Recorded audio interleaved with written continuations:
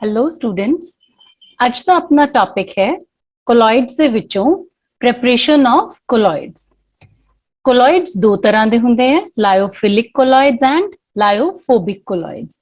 ਲਾਇਓਫਿਲਿਕ ਕੋਲੋਇਡਸ ਦੀ ਜਿਹੜੀ ਪ੍ਰੈਪਰੇਸ਼ਨ ਹੈ ਉਹ ਕਾਫੀ ਆਸਾਨ ਹੁੰਦੀ ਹੈ। ਡਿਸਪਰਸਡ ਫੇਜ਼ ਔਰ ਡਿਸਪਰਸ਼ਨ ਮੀਡੀਅਮ, ਇਹਨਾਂ ਨੂੰ ਸਿੰਪਲੀ ਮਿਕਸ ਕਰਾਂਗੇ ਆਪਾਂ ਆਰਡੀਨਰੀ ਕੰਡੀਸ਼ਨਸ ਤੇ ਰੂਮ ਟੈਂਪਰੇਚਰ ਤੇ, ਤਾਂ ਲਾਇਓਫਿਲਿਕ ਕੋਲੋਇਡ ਜਿਹੜੇ ਆ ਪ੍ਰਿਪੇਅਰ ਹੋ ਜਾਂਦੇ ਆ।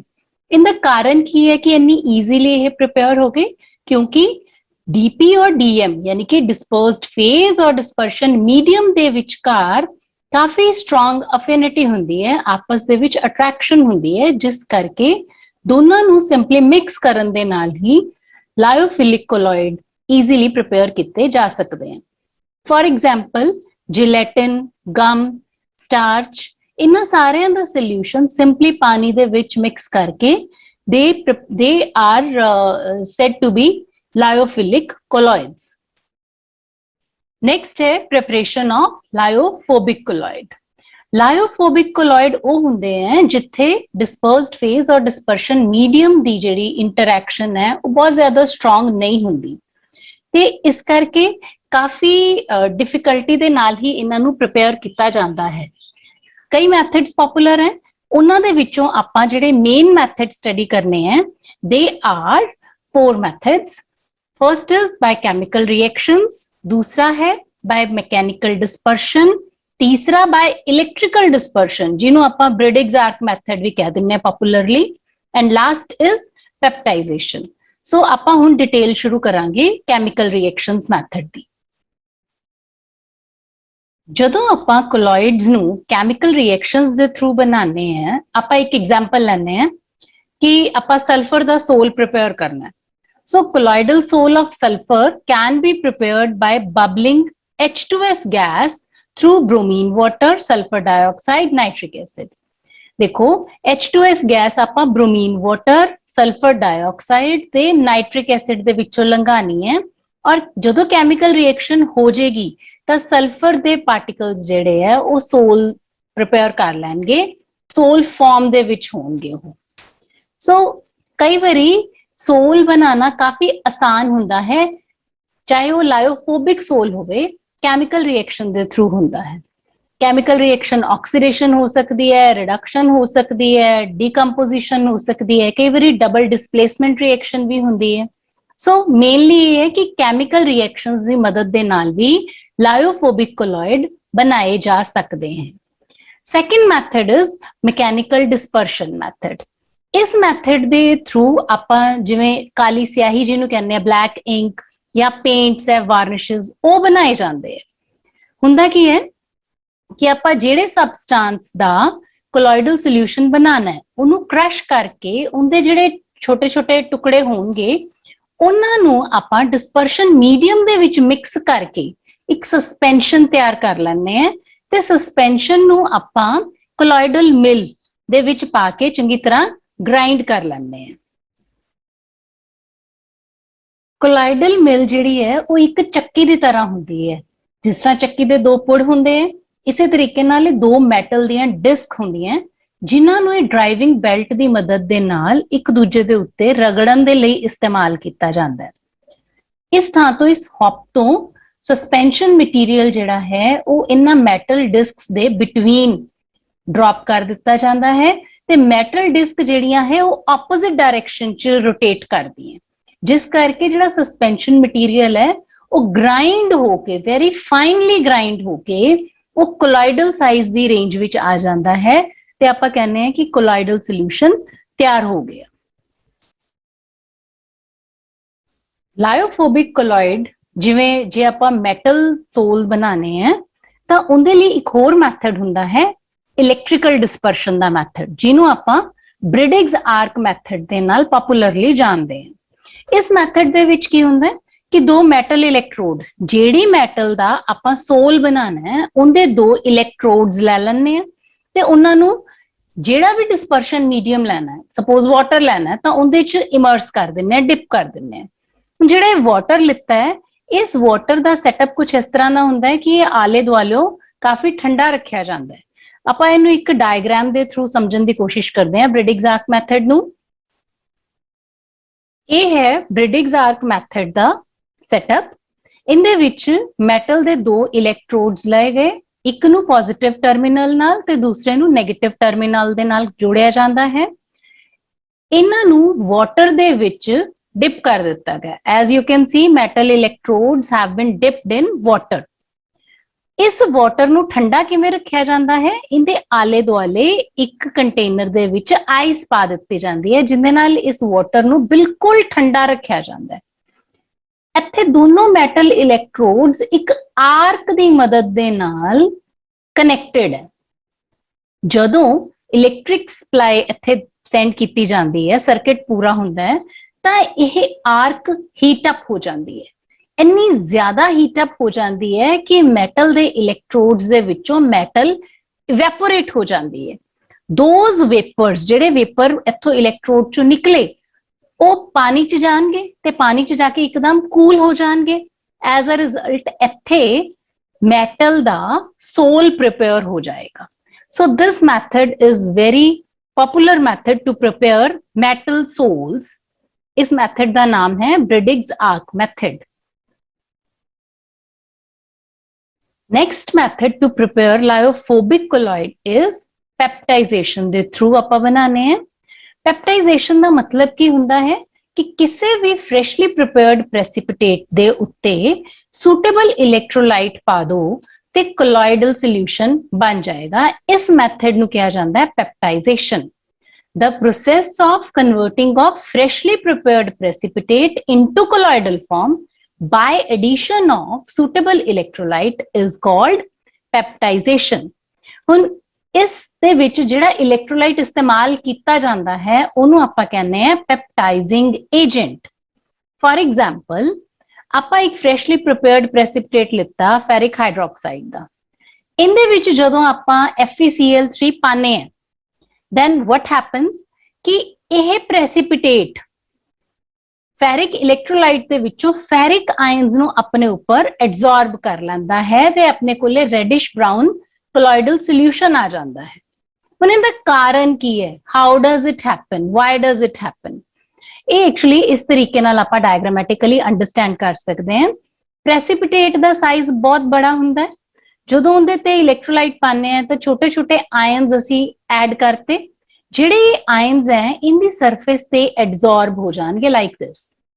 ਜਦੋਂ ਇਹ ਐਬਜ਼ੌਰਬ ਹੋ ਜਾਂਦੇ ਆ ਤਾਂ ਇੱਕੋ ਜੈਸੇ ਚਾਰਜ ਇੱਕ ਦੂਜੇ ਦੇ ਨੇੜੇ ਨੇੜੇ ਬੈਠੇ ਹੈ। ਐਜ਼ ਅ ਰਿਜ਼ਲਟ ਇੱਥੇ ਰਿਪਲਸ਼ਨ ਹੋਏਗੀ ਤੇ ਰਿਪਲਸ਼ਨ, ਇਹਨਾਂ ਦੇ ਵਿਚਕਾਰ ਰਿਪਲਸ਼ਨਸ ਹੋਣਗੀਆਂ ਤੇ ਆਪਸ ਦੇ ਵਿੱਚ ਟੁੱਟ ਜਾਣਗੇ। ਇਹ ਜਿਹੜਾ ਪ੍ਰੈਸਿਪਿਟੇਟ ਹੈ ਇਹ ਟੁੱਟ ਜਾਏਗਾ because of repulsions between the like charges. As a result ਜਿਹੜੇ ਨਵੇਂ ਪਾਰਟੀਕਲ ਬਣਨਗੇ ਉਹ ਕੋਲੋਇਡਲ ਰੇਂਜ ਦੇ ਹੋਣਗੇ। ਸੋ ਇਸ ਤਰੀਕੇ ਦੇ ਨਾਲ ਪੈਪਟਾਈਜ਼ੇਸ਼ਨ ਕਰਕੇ ਕੋਲੋਇਡਲ ਸੋਲੂਸ਼ਨ ਦੀ ਪ੍ਰੈਪਰੇਸ਼ਨ ਹੁੰਦੀ ਹੈ ਫਰੋਮ ਅ ਪ੍ਰੈਸਿਪਿਟੇਟ। अपना अगला टॉपिक है प्योरीफिकेशन ऑफ कोलॉइड्स। दरअसल ਜਦੋਂ ਆਪਾਂ ਕੋਲੋਇਡ ਬਣਾਉਂਦੇ ਆ ਤਾਂ ਜਿਵੇਂ ਪੈਪਟਾਈਜ਼ੇਸ਼ਨ ਟੈਕਨੀਕ ਦੇ ਵਿੱਚ ਆਪਾਂ ਇਲੈਕਟ੍ਰੋਲਾਈਟ ਇਸਤੇਮਾਲ ਕਰਦੇ ਆ ਤੇ ਕੋਲੋਇਡ ਤਾਂ ਬਣ ਜਾਂਦਾ ਹੈ, ਪਰ ਉਸ ਕੋਲੋਇਡਲ ਸੋਲੂਸ਼ਨ ਦੇ ਵਿੱਚ ਥੋੜਾ ਬਹੁਤ ਇਲੈਕਟ੍ਰੋਲਾਈਟ ਜਿਹੜਾ ਅਨਰੀਐਕਟਿਡ ਹੁੰਦਾ ਹੈ ਉਹ ਵਿੱਚ ਆ ਹੀ ਜਾਂਦਾ ਹੈ। ਤੇ ਜਦੋਂ ਕੋਲੋਇਡਲ ਸੋਲੂਸ਼ਨ ਅਸੀਂ ਕਹਿੰਦੇ ਆ ਕਿ ਦਿਸ ਇਜ਼ ਕੋਲੋਇਡਲ ਸੋਲੂਸ਼ਨ, ਉਹਦੇ ਵਿੱਚ ਥੋੜਾ ਬਹੁਤ ਇਲੈਕਟ੍ਰੋਲਾਈਟ ਹੈ ਤਾਂ ਫਿਰ ਉਹਨੂੰ ਪਿਉਰੀਫਾਈ ਕਰਨਾ ਪੈਂਦਾ। ਉੱਥੇ ਉਹ ਇਲੈਕਟ੍ਰੋਲਾਈਟ ਇੱਕ ਇੰਪਿਉਰਿਟੀ ਦੀ ਤਰ੍ਹਾਂ ਬਿਹੇਵ ਕਰਦਾ ਹੈ ਤੇ ਕੋਲੋਇਡਲ ਸੋਲੂਸ਼ਨ ਨੂੰ ਪਿਉਰੀਫਾਈ ਕਰਨਾ ਪੈਂਦਾ ਹੈ, ਮਤਲਬ ਕਿ ਉਹਨੂੰ ਕ੍ਰਿਸਟਲੋਇਡਸ ਯਾਨੀ ਕਿ ਇਲੈਕਟ੍ਰੋਲਾਈਟਸ ਤੋਂ ਸੈਪਰੇਟ ਕਰਨਾ ਪੈਂਦਾ ਹੈ। ਪਿਉਰੀਫਿਕੇਸ਼ਨ ਆਫ ਕੋਲੋਇਡ ਵਾਸਤੇ ਕਾਫੀ ਮੈਥਡ ਇਸਤੇਮਾਲ ਕੀਤੇ ਜਾਂਦੇ ਆ, ਪਰ ਜਿਹੜੇ ਇੰਪੋਰਟੈਂਟ ਮੈਥਡ ਹੈ ਆਪਾਂ ਉਹ ਸਟੱਡੀ ਕਰਨੇ ਆ। ਪਹਿਲਾ ਮੈਥਡ ਹੈ ਡਾਇਲਿਸਿਸ। ਡਾਇਲਿਸਿਸ ਦੇ ਵਿੱਚ ਕੀ ਹੁੰਦਾ ਹੈ, ਆਪਾਂ ਕੋਲੋਇਡ ਪਾਰਟੀਕਲਸ ਨੂੰ ਸੈਪਰੇਟ ਕਰਨਾ ਹੈ ਕ੍ਰਿਸਟਲੋਇਡ ਪਾਰਟੀਕਲਸ ਤੋਂ ਤੇ ਵਰਤਣਾ ਕੀ ਹੈ, ਡਿਫਿਊਜ਼ਨ ਪ੍ਰੋਸੈਸ ਦੀ ਵਰਤੋਂ ਕਰਾਂਗੇ, ਪਰ diffusion through semi permeable membrane. ਕਈ ਬੱਚੇ ਇਹਨੂੰ ਔਸਮੋਸਿਸ ਸਮਝ ਲੈਂਦੇ ਆ, ਬੇਟਾ ਇਹ ਸਪੈਸ਼ਲ ਕੈਟੇਗਰੀ ਹੈ ਜਿਹਨੂੰ ਅਸੀਂ ਡਾਇਲਿਸਿਸ ਕਹਿੰਦੇ ਆ। ਕਿਉਂ? ਕਿਉਂਕਿ ਡਿਫਿਊਜ਼ਨ ਕਾਦੀ ਹੁੰਦੀ ਹੈ, ਜਦੋਂ ਹਾਇਰ ਕੰਸੈਂਟ੍ਰੇਸ਼ਨ ਤੋਂ ਲੋਅਰ ਕੰਸੈਂਟ੍ਰੇਸ਼ਨ ਵੱਲ ਜਾਂਦੇ ਆ ਤਾਂ ਉਹਨੂੰ ਆਪਾਂ ਕਹਿੰਦੇ ਆ ਡਿਫਿਊਜ਼ਨ। ਪਰ ਜੇ ਇਹ ਡਿਫਿਊਜ਼ਨ ਸੈਮੀ ਪਰਮੀਏਬਲ ਮੈਂਬਰੇਨ ਦੇ ਥਰੂ ਹੋ ਰਹੀ ਹੈ ਤਾਂ ਉਹਨੂੰ ਅਸੀਂ ਕਹਿ ਰਹੇ ਹਾਂ ਡਾਇਲਿਸਿਸ। ਕੋਲੋਇਡ ਦੇ ਵਿੱਚ ਡਿਸਪਰਸਡ ਫੇਜ਼ ਔਰ ਡਿਸਪਰਸ਼ਨ ਮੀਡੀਅਮ ਦੋ ਪਾਰਟੀਕਲ ਹੁੰਦੇ ਆ, ਦੋ ਫੇਜ਼ਸ ਹੁੰਦੇ ਆ। ਇਹਦੇ ਚੋਂ ਡੀਪੀ ਯਾਨੀ ਡਿਸਪਰਸਡ ਫੇਜ਼ ਇਹ ਤਾਂ ਮੂਵ ਹੀ ਨਹੀਂ ਕਰਦਾ ਸੈਮੀ ਪਰਮੀਏਬਲ ਮੈਂਬਰੇਨ ਦੇ ਥਰੂ। ਮੂਵ ਕਿਹਨੇ ਕਰਨਾ ਹੈ? ਸਿਰਫ ਡਿਸਪਰਸ਼ਨ ਮੀਡੀਅਮ ਨੇ। ਠੀਕ ਹੈ, ਸੋ ਇਸ ਕਰਕੇ ਆਪਾਂ ਕਹਿੰਦੇ ਆ diffusion through semi permeable membrane और इस टेक्निक का नाम है डायलिसिस। ये चीज याद रखनी है तुसी कि जेडे क्रिस्टलॉइड्स दे आयन्स हैं वो सैमी परमिएबल मेम्ब्रेन दे थ्रू लंघ सकते हैं, पर कोलॉइड जेड़ा है वो सैमी परमिएबल मेम्ब्रेन दे थ्रू नहीं जा सकता बाहर। हुण ये चीज जेड़ी है अपनी किडनीज दे विच भी हुंदी है कि किडनीज दे विच जिन्ने भी कोलॉइडल सॉल्यूशंस हैं, ब्लड कोलॉइडल सॉल्यूशन है, उनदे विचों दी जिन्ने भी एक्स्ट्रा एक्सेस इलेक्ट्रोलाइट्स हैं, सॉल्ट्स वगैरह, उन्हां नूं बाहर कढिया जांदा है। That process is known as dialysis. इहनूं आपां डायग्रामैटिकली अंडरस्टैंड करदे हां। हुण इस डायग्राम दे विच आपां देख सकदे हां एनीमेशन दे विच कि इस कंपार्टमेंट दे विच कोलॉइड लिता गया है, ब्लड, और इत्थे यूरिन फॉर्मेशन हो रही है। ब्लड दे विचों दी जेड़े भी आ इलेक्ट्रोलाइट्स छोटे वाइट डॉट्स तुसी देख रहे हो, ये यूरिन वाली साइड ते ये जा रहे हैं थ्रू सैमी परमिएबल मेम्ब्रेन, और जेड़े आ पिंक वाले हैं दे आर गेटिंग बैक। मतलब कोलॉइड जेड़े हैं उन्हां दे पार्टिकल्स जेड़े गलती नाल भी सैमी परमिएबल मेम्ब्रेन दे विचों बाहर नहीं निकल सकते। It's only and only the crystalloids particle जेड़े सैमी परमिएबल मेम्ब्रेन दे अक्रॉस जा सकते हैं। सो आपां इहदा एक्सपेरिमेंटल सैटअप भी समझना है कि वो किस तरह हुंदा है। हुण आपां एक्सपेरिमेंटल सैटअप देखदे हां। हुण इस डायग्राम दे विच तुसीं देख सकदे हो कि एक पार्चमेंट मैम्ब्रेन यानी कि सैमी परमिएबल मैम्ब्रेन वाले बैग दे विच कोलॉइडल सोल भरिया होया है, जिंदे विच क्रिस्टलॉइड पार्टिकल्स भी मिक्स हैं। सो होना की है कि आपां इसनू वाटर दे विच डिप कर दिता। क्रिस्टलॉइड जिहड़े हैं वो ईजीली सैमी परमिएबल मैम्ब्रेन दे विचों दी बाहर निकल जाणगे वाटर दे विच। तां इस पासियों दी आपां वाटर ते क्रिस्टलॉइड बाहर लगातार बाहर कढ लैने ते आपां नूं जिहड़ा ये वाटर है, सराउंडिंग वाटर है, ये भी लगातार चेंज करना पैंदा है कि ये ना होए कि क्रिस्टलॉइड पार्टिकल जिहड़े वो दोबारा फिर इस सोल दे विच चले जाण। So this water is circulated, एक सिरे तो एंटर करवाया जाता है तो दूसरे सिरे तो यह बाहर जाता है। जदों ये एंटर करवाया गया तो इट्स ओनली वाटर, जदों ये बाहर जाएगा तो वाटर दे विच क्रिस्टलॉइड्स मिक्स होंगे। थोड़े समय बाद colloidal solution will be purified. This process is known as dialysis। और जे आपां इनदे विच इलेक्ट्रिक फील्ड अप्लाई कर दिंने टू स्पीड अप, इनू आपां कवांगे इलेक्ट्रो डायलिसिस। इनदे विच देखो सोल पार्टिकल्स नू जिहड़ा कोलॉइडल सॉल्यूशन नू पार्चमेंट मैम्ब्रेन दे विच लिता गया है ते इनदे विच कोलॉइड से नाल नाल क्रिस्टलॉइड पार्टिकल्स भी हैं। आपां उसी सेटअप नू, पहले वाले सेटअप नू ही दोहराया है। फर्क की है कि इत्थे हुण आपां इलेक्ट्रोड्स अप्लाई कर देते हैं। इलेक्ट्रोड्स दे नाल की है कि जदों इलेक्ट्रिसिटी पास करेगी इलेक्ट्रिक फील्ड दे प्रभाव दे करके ये प्रोसेस काफी फास्ट हो जाता है। तो इस प्रोसेस नू कहा जाता है इलेक्ट्रोडायलिसिस। कोलॉइड्स नू प्योरीफाई करन लई जिहड़ी नेक्स्ट टेक्निक है that is ultra filtration. Ultra filtration की हुंदा है? कोलॉइडल सॉल्यूशन दे विचों इंप्योरिटीज नू आपां रिमूव करना है by passing it through graded filter paper.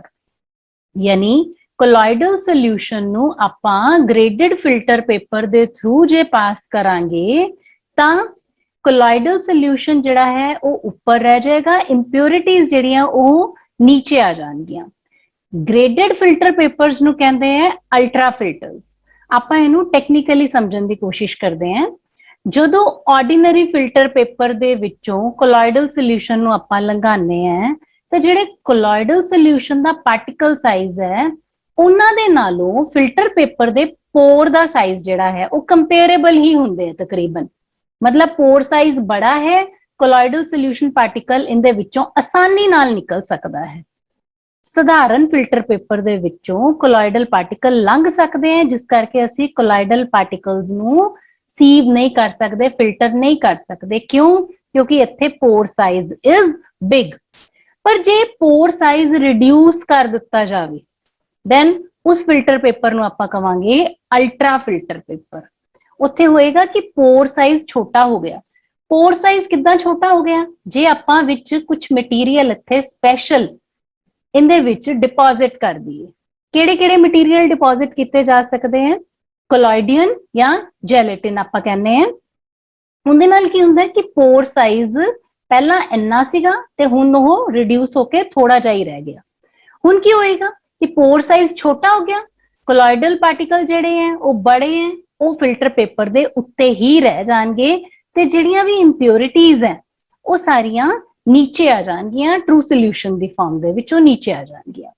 हुण जे आपां इन्हां नूं जिहड़ा अल्ट्रा फिल्टर पेपर दे उपर रह गया, इस मटीरियल नूं डिस्पर्स्ड फेज मानते हैं, इहदे च आपां दोबारा डिस्पर्शन मीडियम पा दिए तो अपने कोले एक प्योरीफाइड कोलॉइडल सोल्यूशन आ जाएगा। सो अल्ट्रा फिल्ट्रेशन टेक्निक भी इस्तेमाल की जाती है कोलॉइड्स नूं प्योरीफाई करन दे लई। Last technique to purify colloidal solution is ultracentrifugation. Ultracentrifugation ਦਾ मतलब ਹੁੰਦਾ ਹੈ ਕਿ ਕੋਲੋਇਡਲ ਪਾਰਟੀਕਲ ਨੂੰ, ਕੋਲੋਇਡਲ ਸੋਲੂਸ਼ਨ ਨੂੰ ਆਪਾਂ ਇੱਕ ਟਿਊਬ 'ਚ ਲੈ ਲੈਂਦੇ ਆ।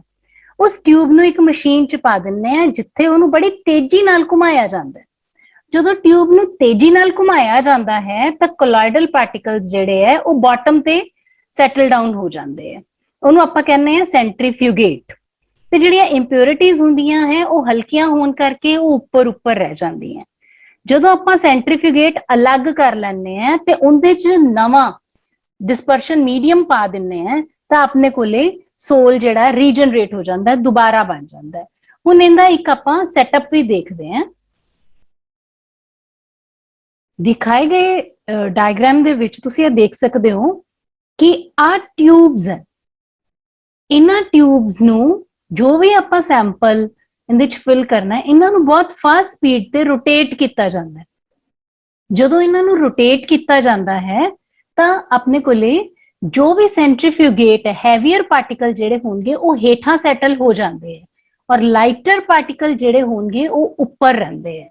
ਸੋ ਆਪਾਂ ਜਿਵੇਂ ਅਲਟਰਾ ਸੈਂਟਰੀਫਿਊਗੇਸ਼ਨ ਦੇ ਵਿੱਚ ਕੀਤਾ ਹੈ ਕਿ ਕੋਲੋਇਡ ਨੂੰ ਜਦੋਂ ਆਪਾਂ ਕਿਸੇ ਟਿਊਬ 'ਚ ਪਾ ਕੇ ਅਲਟਰਾ ਸੈਂਟਰੀਫਿਊਜ ਮਸ਼ੀਨ 'ਚ ਪਾਉਂਦੇ ਹੈ ਤੇ ਇਸ ਟਿਊਬ ਨੂੰ ਬੜੀ ਤੇਜ਼ੀ ਨਾਲ ਘੁਮਾਉਂਦੇ ਹੈ ਤਾਂ ਹੈਵੀਅਰ ਪਾਰਟੀਕਲ ਜਿਹੜੇ ਕੋਲੋਇਡ ਦੇ ਵਿੱਚ ਹੋਣਗੇ ਉਹ ਹੇਠਾਂ ਸੈਟਲ ਡਾਊਨ ਹੋ ਜਾਣਗੇ। इलैक्ट्रोलाइट ते होर इंप्योरिटीज जिहड़ियां हल्कियां हैं ਉਹ ट्यूब दे उपरले हिस्से विच रह जाणगियां ते सेंट्रीफ्यूगेट नूं आपां दोबारा किसी भी सूटेबल डिस्पर्शन मीडियम दे विच मिक्स करके we can regenerate the sol. So इस तरीके दे नाल कोलॉइड दी प्योरीफिकेशन कीती जांदी है अल्ट्रा सेंट्रीफ्यूगेशन दे द्वारा।